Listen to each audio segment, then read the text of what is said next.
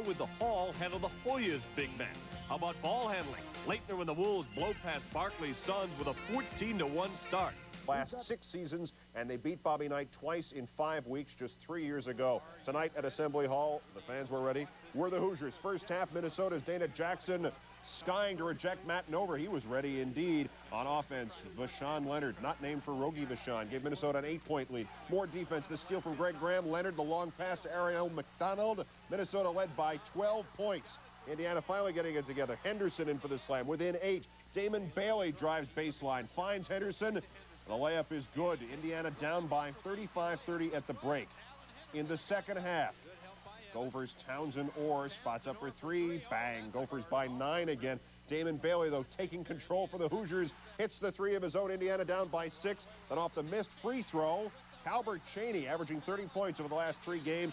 Indiana down by 3. Here's Bailey again all the way in. The layup, and he was fouled. His free throw would give him a 56-55 lead, their first of the night. Indiana still up by 1, 17 seconds left. Ariel McDonald called for a 5-second violation. And Clem Haskins can't believe it, speaking for millions with that look. He won't believe this, down by 2 with 5 seconds. Vashon Leonard can't control the dribble. Twice, Minnesota is weighed in the balance and found wanting. And is Bobby Knight telling Clem Haskins, yeah, we were ready. Beers with that fresh, pure, natural taste. Nothing beats a butt. And by Subaru. It's what to drive.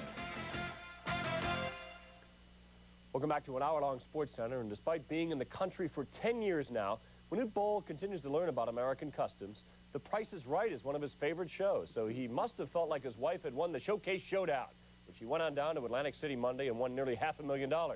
Then he found out here the casino has 20 years to pay it off. The next night, he faced the Knicks of the nasty reputation and got into it with Anthony Mason. The Dinka-Dunker is definitely not a duker.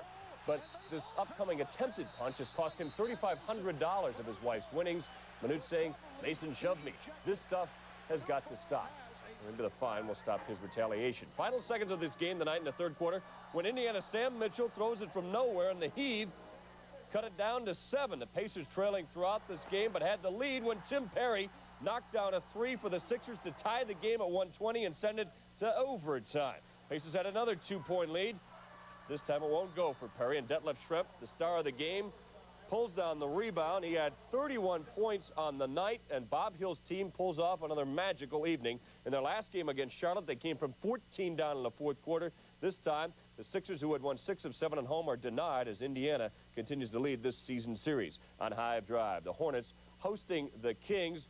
The Hornets came in having lost 5 of 6. They rectify that. A big night from Alonzo Mourning, who got all of his points in the second half. He was coming off a 30-point performance, and they knock off the Kings by 10.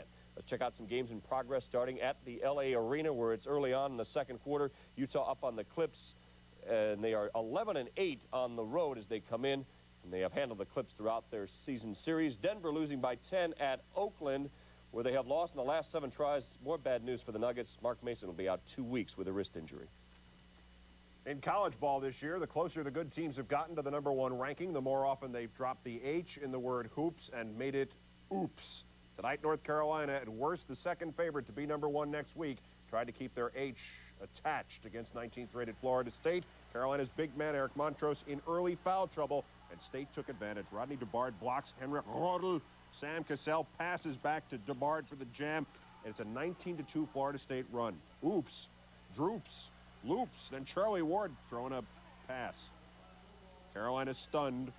Those people had not painted the faces. That was just a reaction to the game. Then Carolina missed the first 13 three-pointers, but in the second half, down 21. Rodel, Lynch, Williams with a 3. Carolina minus 18. Rodel again. Carolina on a 34-12 run. Well, so what? They're still that. FSU 77-76, minute 40 to play. George Lynch off his own steal with the slam. Pat Kennedy is speechless.